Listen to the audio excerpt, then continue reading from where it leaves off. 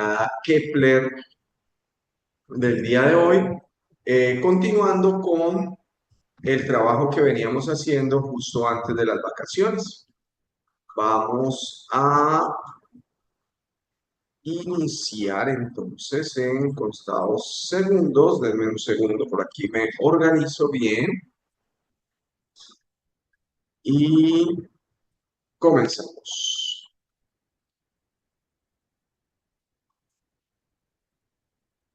¿Me confirman que ya esté compartiendo? Sí, Sí, señor. señor.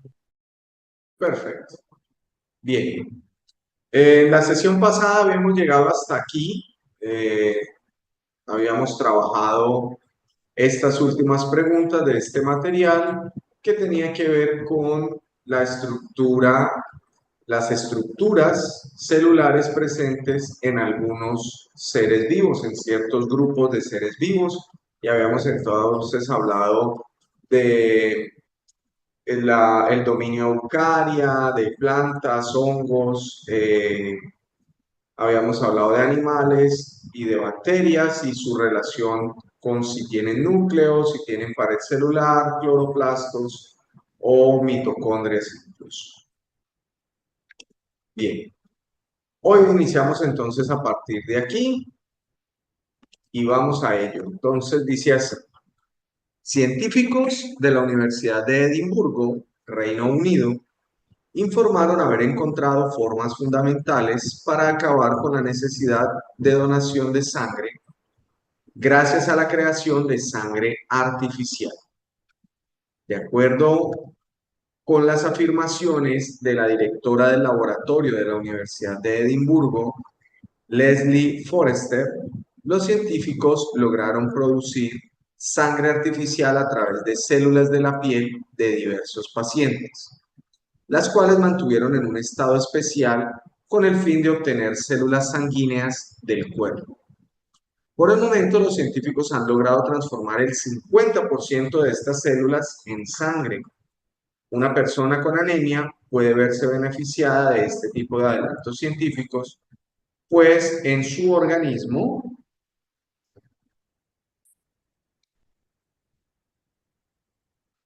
A. Hay un bajo nivel de eritrocitos, lo que produce fatiga por el bajo nivel de oxígeno que llega a sus células. B. El nivel de plaquetas es muy alto, lo que aumenta la presión sanguínea y el riesgo de infarto. C. Hay un bajo nivel de leucocitos, lo que puede ocasionarle infecciones y desarrollo de tumores. Y D. Los nutrientes de los alimentos se transportan con dificultad hacia las células del cuerpo.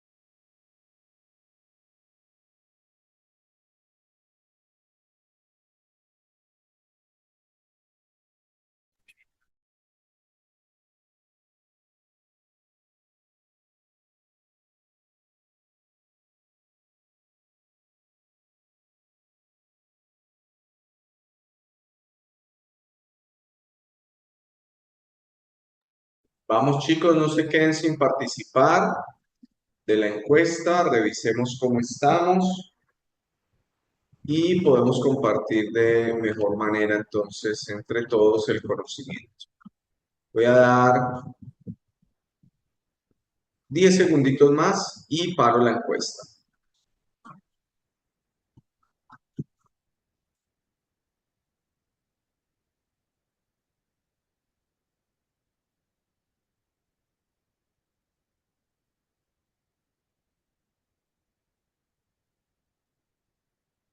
Listo. Me gustaría que, como siempre, algún estudiante tomara la voz y explicara cuál es la respuesta y por qué.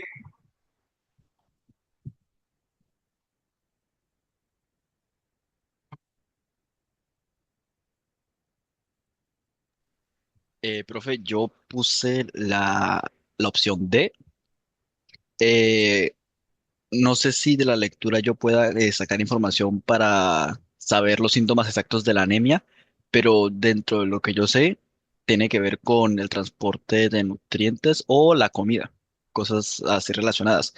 Y pues la única respuesta que yo vi que habla de los alimentos y eso es la letra D, que los nutrientes de los alimentos se transportan con dificultad hacia las células del cuerpo, lo que yo creo que puede presentar una persona con anemia, y por eso yo puse la D.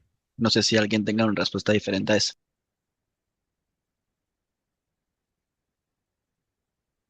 Sí, me gustaría escuchar a las demás personas. Realmente todas las opciones fueron seleccionadas. Todas las Pues, opciones fueron seleccionadas. Hay ¿sí algunas me que escucha? no. Sí, claro que sí. ¿Cómo estás? Eh, Bien, sí, señor. Pues yo en este caso elegí la respuesta A, que hay un bajo nivel de eritrocitos o glóbulos rojos, lo que le produce fatiga por el bajo nivel de oxígeno que llega a las células.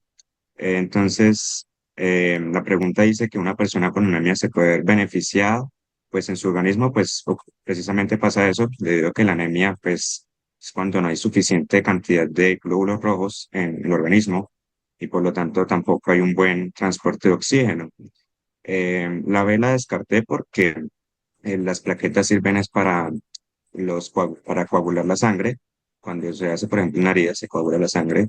Y si es cierto que si hay muchas plaquetas, pues puede llegar a resultar en un riesgo de infarto porque puede coagularse la sangre, pero pues en este caso no me estoy preguntando eso. Y los leucocitos serían los glóbulos blancos, pero pues lo que está hablando el texto es acerca de la sangre, de los glóbulos rojos, entonces pues creo que la que más se acercaría para mí sería la A. Excelente, Anthony. Muchísimas gracias por tu aporte. Efectivamente, cuando estamos hablando de esta pregunta, bueno, lo primero es que esto es un hito de la ciencia, el poder hacer algo que se llama, por un lado está la diferenciación. Tengo una célula que conocemos como célula madre y esa célula tiene ciertos poderes, digamos, para convertirse en otras. Una célula madre sanguínea se puede convertir en una plaqueta, se podría convertir en un leucocito o glóbulo blanco. Leucocitos, hay un grupo grande de ellos, tenemos macrófagos, eosinófilos, tenemos natural killer, bueno, hay una gran cantidad de leucocitos. También podríamos tener glóbulos rojos.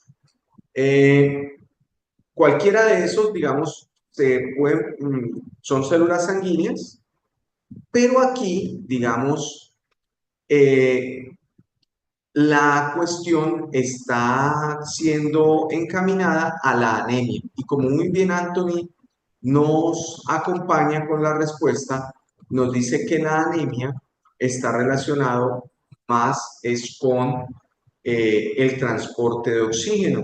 Las personas con anemia tienden a sentirse muy cansadas, a tener problemas. De hecho, existe una enfermedad que se llama anemia falciforme, en la cual los glóbulos rojos no tienen la forma que les corresponde, que es una forma, imagínense ustedes, como de un plato grueso, o como de una dona, como de una dona, no tienen esa forma, sino que están aplastados, como que se hubiesen desinflado.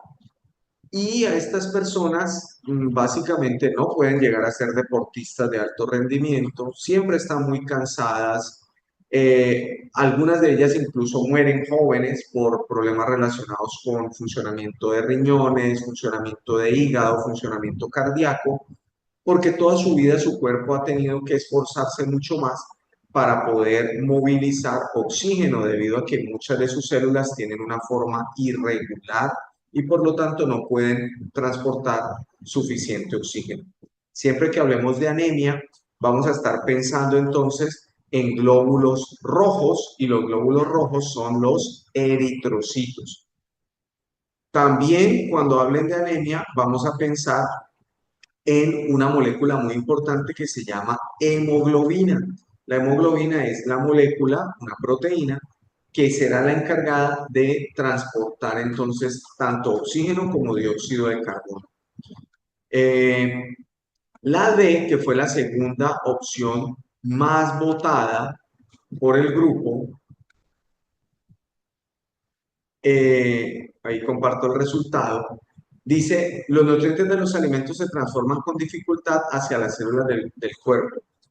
Una vez que en nuestros intestinos o en nuestro estómago, dependiendo de qué tipo de moléculas estemos hablando, son admitidas o ingresan al torrente sanguíneo, ellas se van a poder movilizar a través básicamente del flujo sanguíneo y las células las van a ir tomando y luego se van a ir distribuyendo esos nutrientes entre ellos.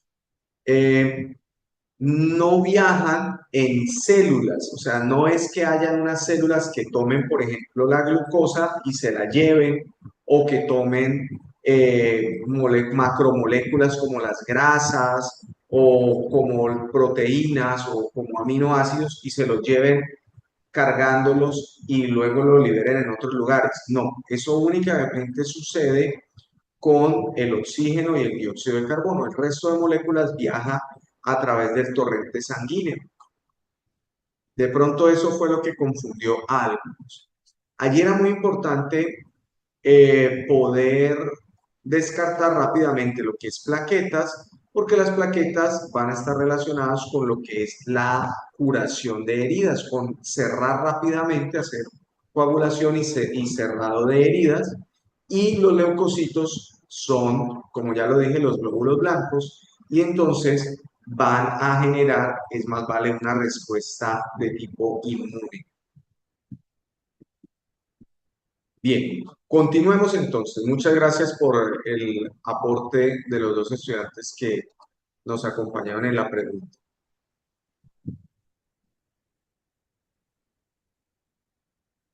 La siguiente gráfica muestra las concentraciones normales de la hormona folículo estimulante, FSH, responsable del desarrollo del folículo ovárico, y la hormona luteinizante, responsable de la ovulación. Los anticonceptivos orales combinados son hormonas estrógenos y progestinas, cuya función es alterar la secreción normal de las hormonas hipofisiarias. Estos anticonceptivos inhiben la producción de FSH y bajan los niveles de LH. Según esta información, ¿cuál de las siguientes gráficas representaría la actividad hormonal de una mujer que consume anticonceptivos orales?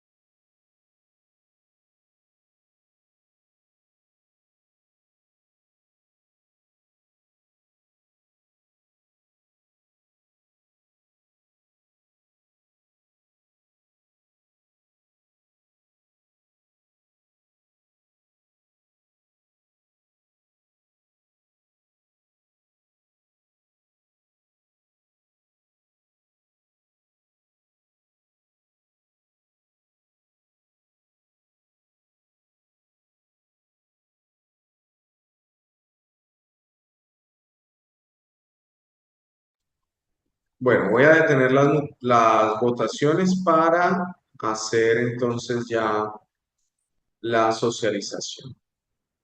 ¿Alguna persona que quiera responder a esta pregunta? Yo,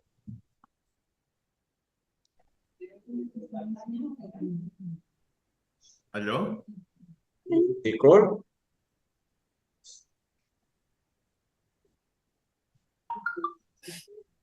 Juan Camilo. Sí, profe, ¿me escucha? Sí, te alcanzo a escuchar un poco lejos, pero te alcanzo a escuchar. Deme un segundo. ¿Escucha mejor? Dale.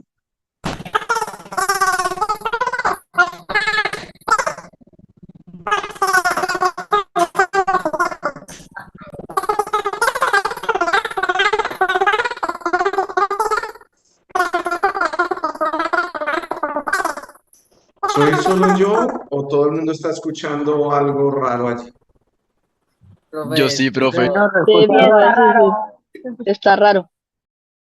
Algo pasó con el audio, ¿verdad? Ok, pensé que era solo yo.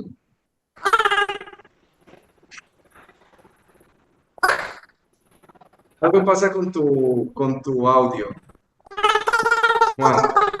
Imposible de comprenderte. Algo pasó con tu audio, Juan. ¿Alguna otra persona que nos quiera colaborar con esta pregunta mientras Juan Camilo organiza su audio?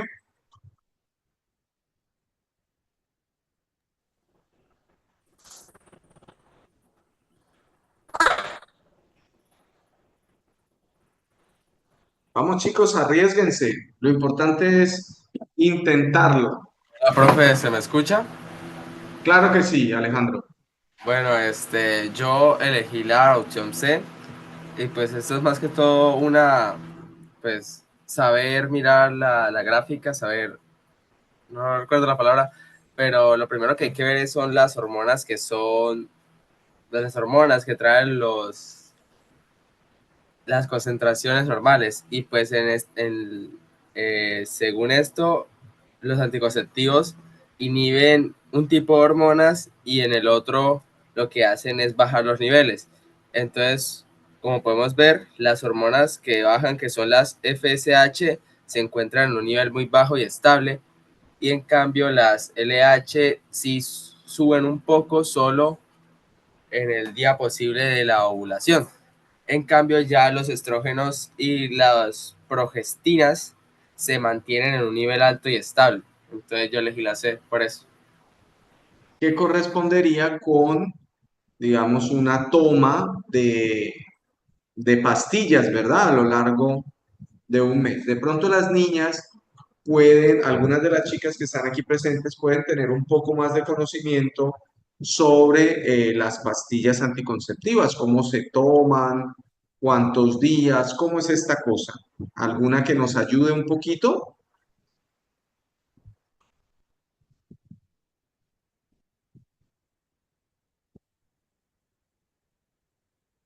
¿No? Bueno, normalmente las pastillas anticonceptivas vienen en dos presentaciones.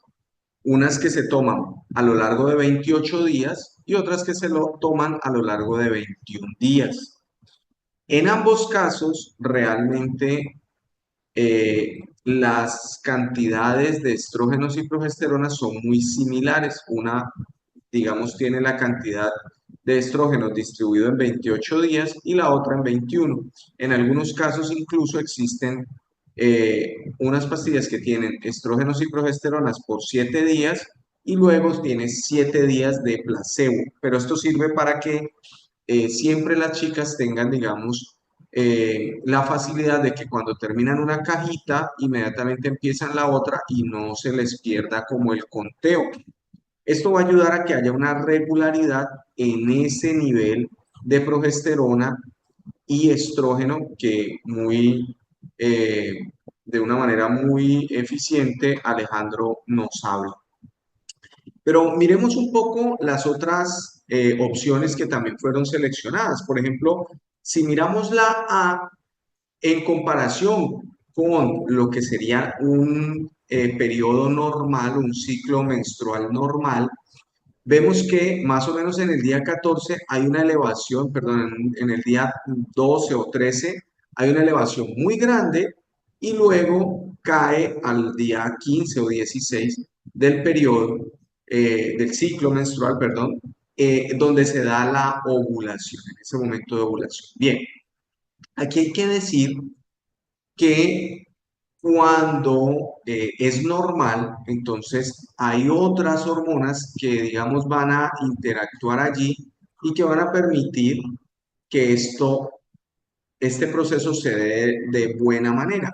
Tanto estrógenos como progesteronas hacen también parte del ciclo menstrual, solo que ellas tienen una tarea un poquito diferente. Ellos van subiendo por aquí y van a garantizar que el útero esté preparado para recibir un posible óvulo fecundado. En caso de que no se dé la fecundación, pues habrá el periodo menstrual. La opción A nos muestra que la hormona folículo estimulante va a tener dos picos de funcionamiento, lo que no se corresponde con lo que nos dice que la hormona va a tener una disminución, es decir, que va a tener una inhibición, dice aquí claramente. Anticonceptivos inhiben la producción de FSH y bajan los niveles de LH. Es decir, aquí lo que me está diciendo es que lo va a estimular dos veces, por lo tanto la A no podría ser. En el caso de la B, prácticamente el ciclo folículo estimulante y luteinizante están exactamente iguales, solo cambia la aparición de la hormona, de las hormonas estrógenos y progestinas en unas formas un poco, eh, digamos, extrañas, si tenemos en cuenta que la pastilla se va a tomar a partir de todo, a través de todo el mes. No corresponde con esos comportamientos que se muestran allí en la gráfica, como que al principio tomara solamente progesterona y luego tomara estrógenos a partir del día 14. Así no vienen las pastillas, ellas vienen combinadas.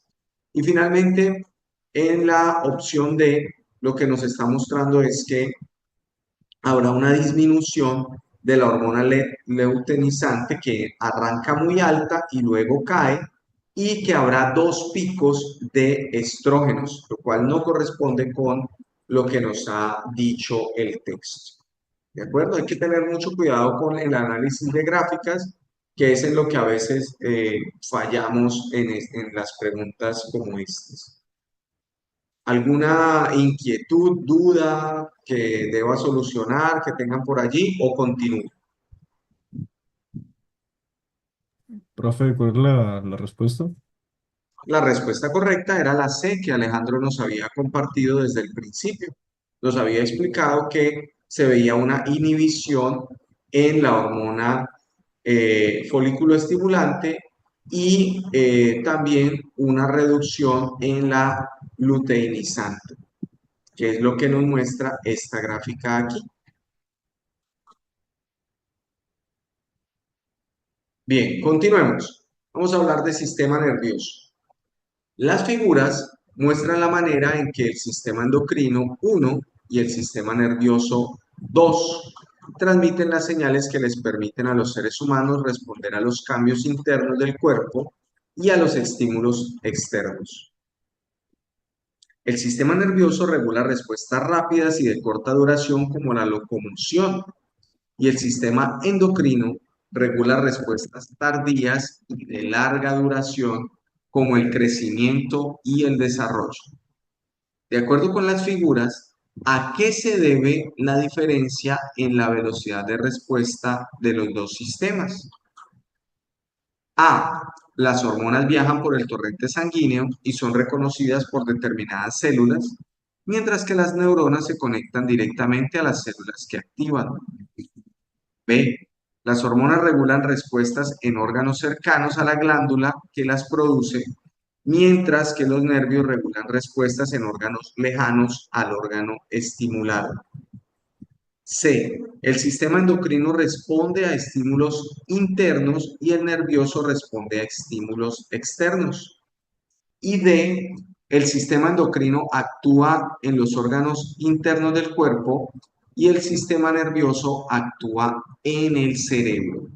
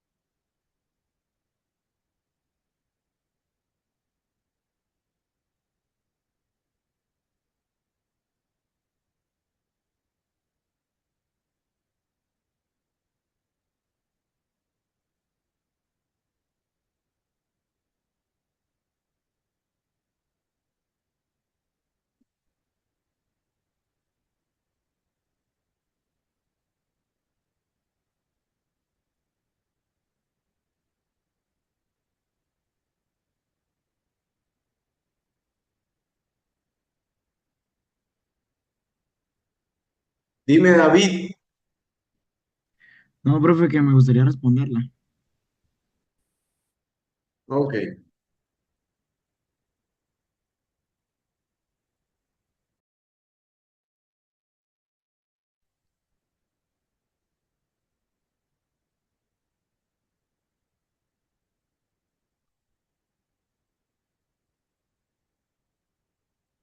Bueno, al momento somos casi 100 personas y han votado tan solo 37 personas, es decir, una tercera parte.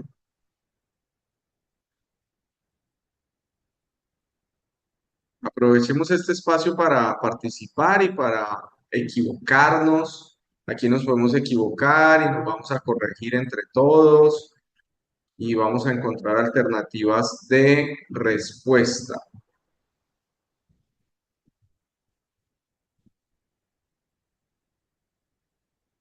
¿Alguien que desee responder a esta pregunta en contados instantes? Yo, profe. Yo, profe. Perfecto. Iniciemos con la respuesta. Ya voy a parar la encuesta. Dale. Pues, profe, para mí es la A, porque las hormonas viajan por el torrente sanguíneo y son reconocidas por determinadas células, sí, porque por ahí es por donde se transporta. Entonces se va a demorar como más. Mientras que la neurona ahí dice que se conecta de una vez por un impulso nervioso, le manda la señal a las células que activan. Entonces más rápido por el sistema nervioso. Ok. Entonces, debido a que uno viaja por torrente sanguíneo, ¿son señales de qué tipo?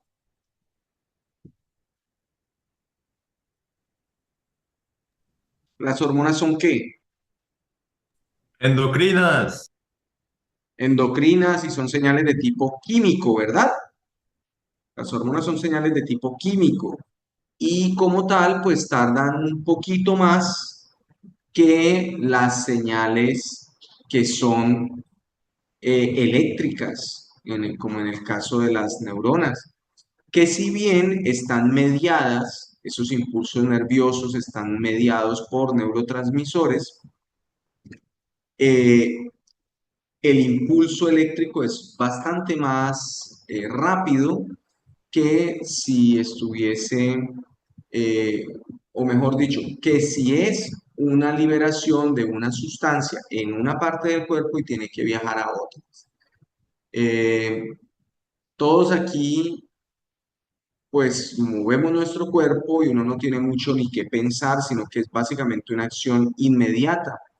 Sin embargo, cuando nuestro sistema hormonal libera ciertas sustancias, va a tener un efecto, además, es un efecto inmediato el del sistema nervioso, usted prácticamente activa algo y lo desactiva, mientras que en el sistema hormonal también hay otra condición y es que una vez se libera una hormona, va a tener un efecto no tan inmediato, pero sí más duradero.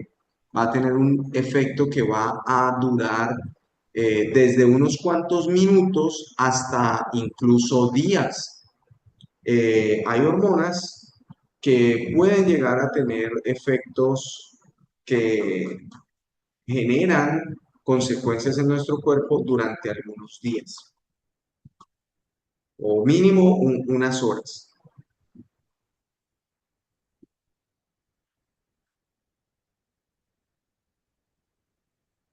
Perfecto, entonces, dicho esto, efectivamente la respuesta correcta es la A. La B dice, las hormonas regulan respuestas en órganos cercanos. Sí, es verdad, pero también en órganos muy lejanos. Mientras que los nervios regulan respuestas en órganos lejanos, pero también en órganos muy cercanos. Y no solamente en órganos, sino en todo tipo de estructuras. La C dice, el sistema endocrino responde a estímulos internos. Sí, pero también a externos. Si usted ve un animal o un ladrón o alguna situación de peligro, su cuerpo va a responder liberando eh, una sustancia muy importante para poder responder en nuestro sistema de lucha o huida. Esta sustancia es conocida como la adrenalina o epinefrina y la producimos y esto es a nivel del sistema endocrino. Eh, Así que también responde nuestro sistema endocrino a estímulos externos. Y nuestro sistema nervioso responde a todo tipo de estímulos, no solamente externos, sino también internos. O quien no siente los dolores de estómago, o los cólicos, o malestar en todo su cuerpo. Bien, sistema endocrino actúa en órganos internos del cuerpo, el sistema actúa solamente en el cerebro, no, eso actúa en todo lado. Perfecto, continuemos entonces. ¿Hay alguna pregunta antes de continuar? ¿Hay alguna pregunta? ¿La respuesta cuál era, profe? La respuesta correcta era la A. Las hormonas viajan por el torrente sanguíneo y son reconocidas por determinadas células. Esto hace que sea un poco más lento, una respuesta un poco más tardía y de larga duración. Mientras que las neuronas, por ser estímulos de tipo eléctrico y estar directamente conectadas casi a todas las células de nuestro cuerpo, o al menos a grupos de ellas, pues lo hacen de una manera mucho más rápida, mucho más eh, efectiva. Bueno, no más que efectiva, rápida, veloz, Listo, gracias. con gusto. Bien, continuemos. Una pregunta de el ámbito ambiental. Vamos a ver. Ecosistemas, esto está por el lado de los ecosistemas. El flujo entre el carbono orgánico del suelo y el carbono atmosférico puede darse de varias formas. El dióxido de carbono es emitido a la atmósfera por los microorganismos que descomponen materia orgánica o por animales y plantas en sus procesos de respiración. El dióxido de carbono en presencia de luz es usado por las plantas para realizar la fotosíntesis.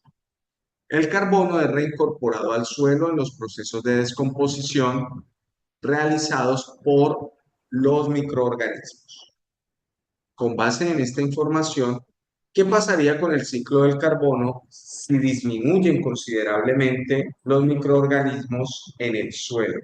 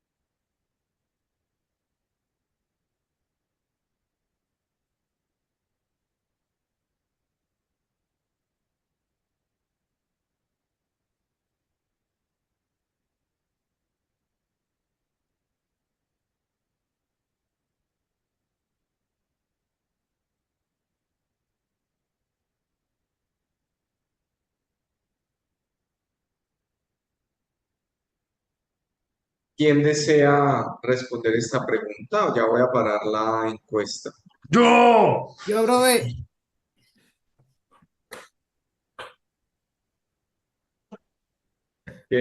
Otra vez, hubo dos personas, levantan la mano. ¿Quién? Por favor.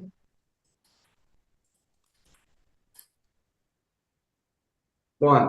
Listo, Juan Camilo, ¿ya tienes bien el micrófono? Creo que sí. Eso, ya. Yo respondí la B porque nos preguntan qué pasaría con el ciclo de carbono si disminuye considerablemente los microorganismos en el suelo.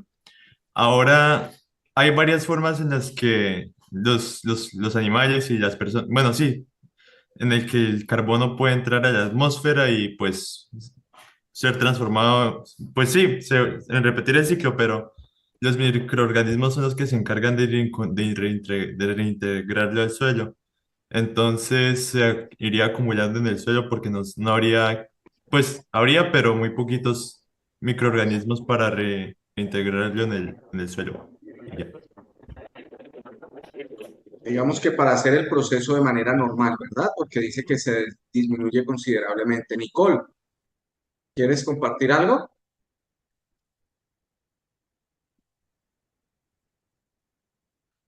Bien, aquí voy a compartir las votaciones, que creo que Juan Camilo, digamos, abordó un poco esto, y es que la mayoría de las votaciones están entre B y D. Ambos dicen que el ciclo se interrumpiría.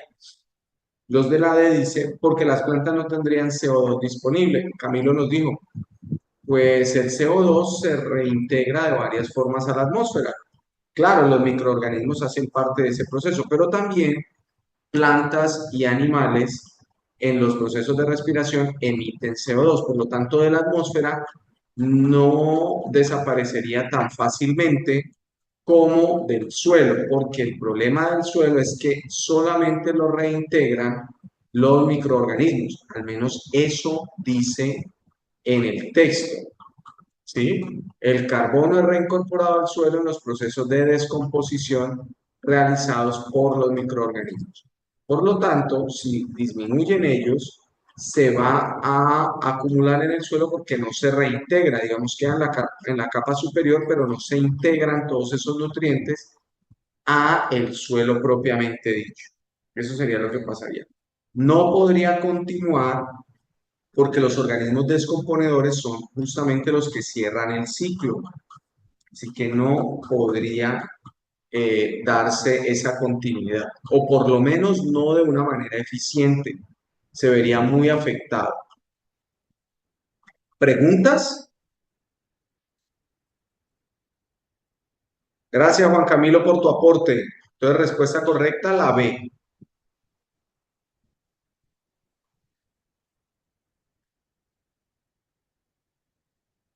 Dice, un estudiante cree que la tasa fotosintética en las plantas depende, entre otros factores, de la concentración de CO2 y de la cantidad de luz disponible.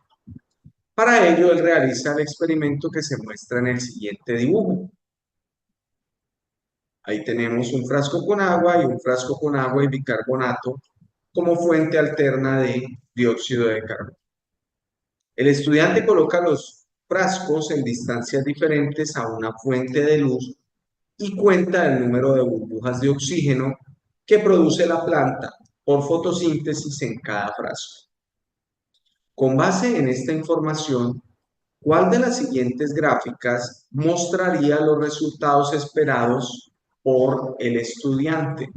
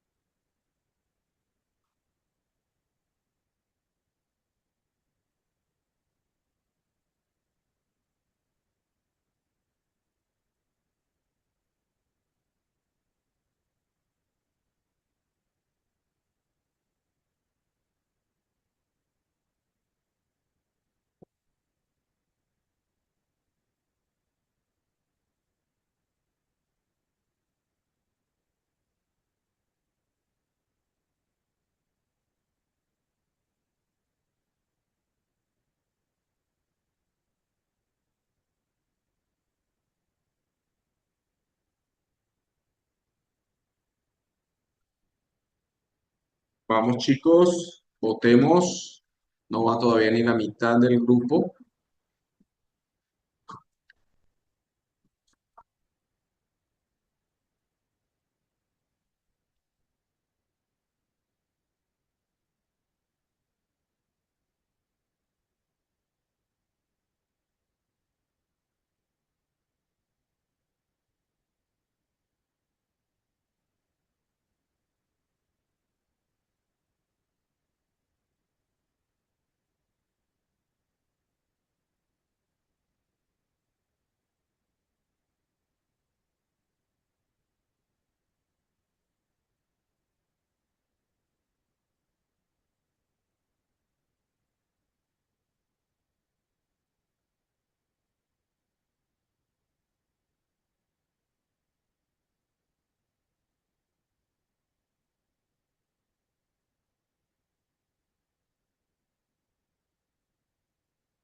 Bien, detengamos allí. ¿Alguien que quiera responder a la pregunta? Yo, profe, Dale, Efraín. pues, profe, yo puse que la respuesta correcta era la D, porque la fotosíntesis depende de la luz y del CO2, ¿no? Y a mayor luz hay menor distancia, o sea, a mayor luz menos distancia. Y hay más burbujas de O2. Y el bicarbonato, como aporta bastante CO2, se muestra que las plantas, pues en este caso, producen más O2 que las que solamente está el agua. Y la gráfica D, pues lo muestra así, tal cual. Ok, Efraín, confírmame una cosa. ¿Tú me estás diciendo que la B de bueno o que la D de dado? No, la opción D, D. La opción D es la más apropiada. Sí, señor. Ok. Entonces tú dices que la planta en agua va a producir un número de burbujas mayor que la que produciría la planta con bicarbonato en iguales condiciones, es decir, a una distancia X de la fuente de luz, produciría más oxígeno la planta en agua que en agua y bicarbonato. ¿Sí? Es eso.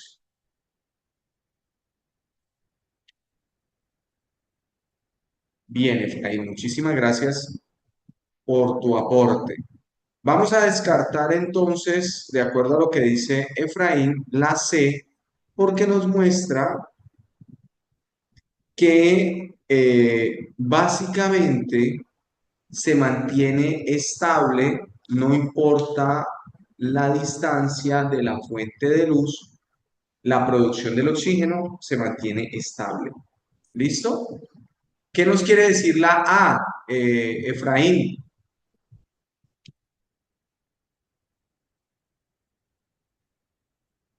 ¿Cómo interpretas la A?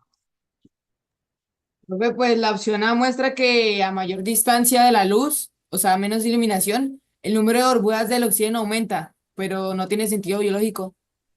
Claro, porque a no haber luz, pues no debería haber más producción de oxígeno, porque no hay más fotosíntesis, sino menor fotosíntesis.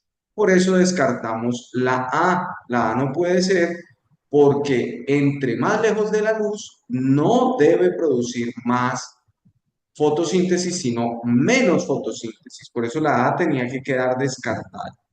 Nos quedamos entonces con la B y con la D. Allí hay una diferencia importante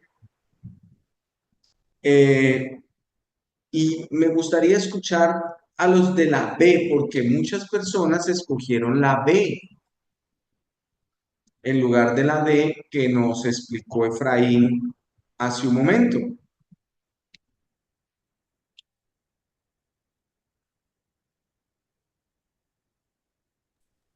Profe, ¿se me Profe, escucha? pues, ah, Pues creo que lo que iba a decir Juan Camilo y yo es que pues básicamente me están preguntando que cuál de las siguientes gráficas muestra los resultados esperados por el estudiante y pues él dice que la tasa fotosintética depende de la concentración de CO2 y la cantidad de luz.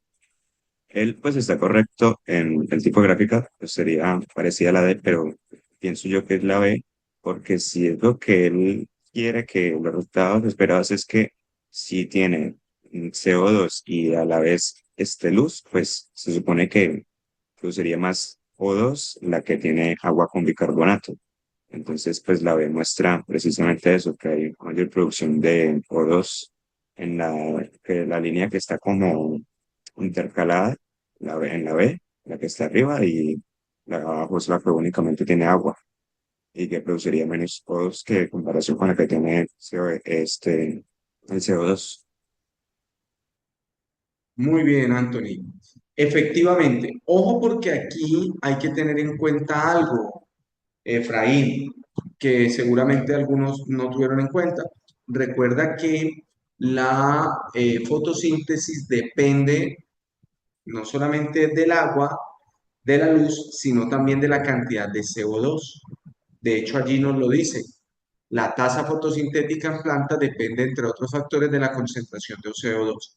Por lo tanto, al haber más CO2 y más luz, la producción de oxígeno esperaríamos que fuese mayor en el recipiente que tiene más CO2.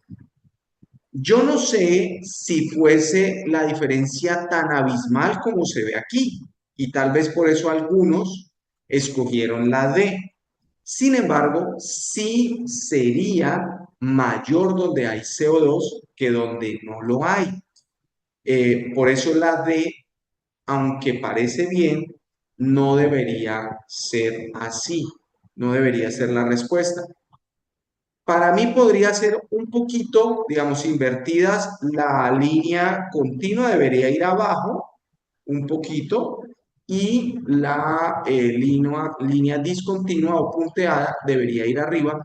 No con esta diferencia tan abismal, pero de todas formas es la única que se nos acompaña o que, digamos, muestra una tendencia que responde a lo que debería ser. La respuesta correcta es la B. El argumento de Efraín estaba muy bien construido, pero el resultado no es el mismo. Debe tener un poco más de producción donde hay CO2 que donde no lo hay, debido a que el CO2 es fundamental para la producción de la fotosíntesis.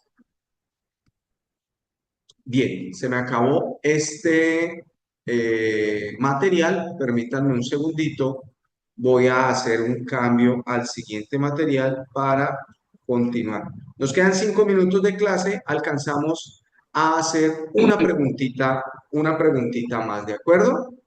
Recuerden que empezamos clase a las 7:05 y pues yo valoro mucho su tiempo, su disposición y bueno, pues eso implica dar lo mejor de mí también cuando tengo la posibilidad de compartir con ustedes. Vamos a entonces a hacer una preguntita más y nos vamos a descansar.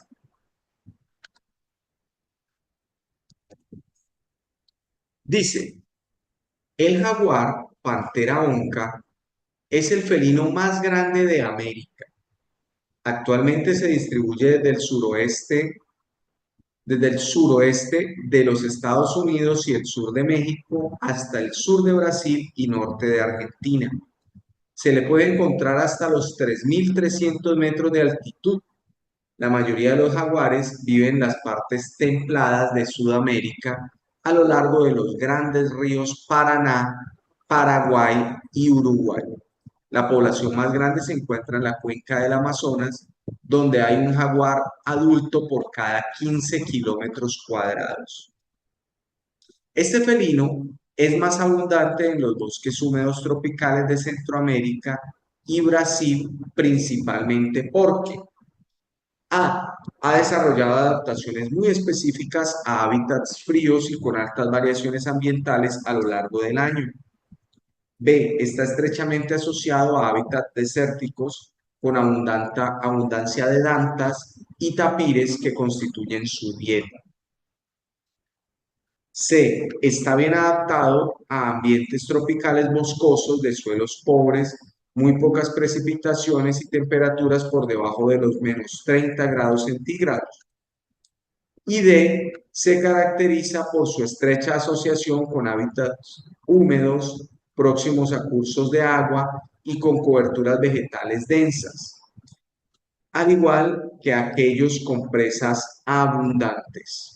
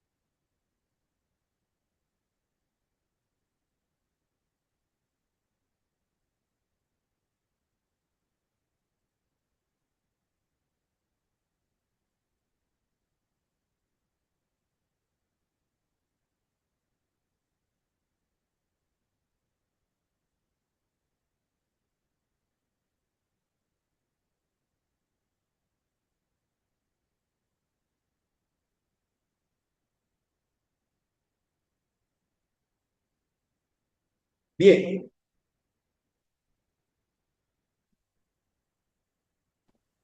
Profe, yo digo que es la D, sí, Salomé, explícanos, porfa, ¿por qué? porque pues descartando las otras opciones como la A, digamos, dice que ha desarrollado adaptaciones muy específicas a hábitats fríos y pues en el texto en ningún momento nos habla sobre lo frío. Ujú. La B está estrechamente asociada a hábitats desérticos con abundancia de dantas y tápires que constituye su dieta principal. Y pues tampoco habla como tanto de la dieta que tienen pues los jaguares de ese tipo. Pues siento que se asemeja más la de, no sé.